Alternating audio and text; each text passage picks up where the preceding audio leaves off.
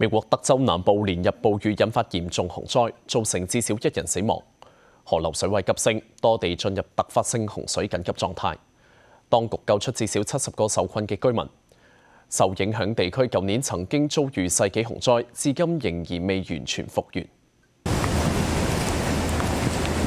暴雨持續侵襲德州丘陵地區，瓜達盧佩河同佩德納萊斯河出現巨大洪峰，洪水迅速衝向下游，多個城鎮被洪水圍困。國家氣象局話，洪峰巨大且致命，呼籲居民留喺安全地方。I hope there's not too much damage because this is insane. I mean, this is a lot of rain. It doesn't deter me from living here.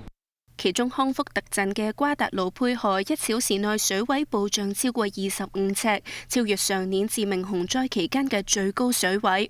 部分地區2日內錄得10至到20寸雨量，德州南部累積降雨已經相當於半年嘅降雨量。洪水導致多條道路中斷，多人受困車內或者住宅，需要有救援人員坐船或者出動直升機救出。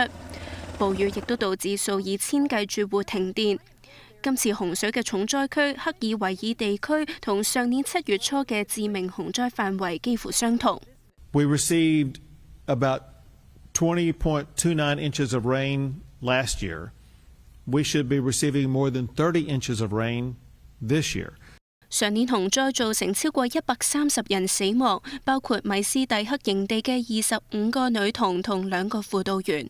當地唔少居民同商戶至今仍然喺度重建。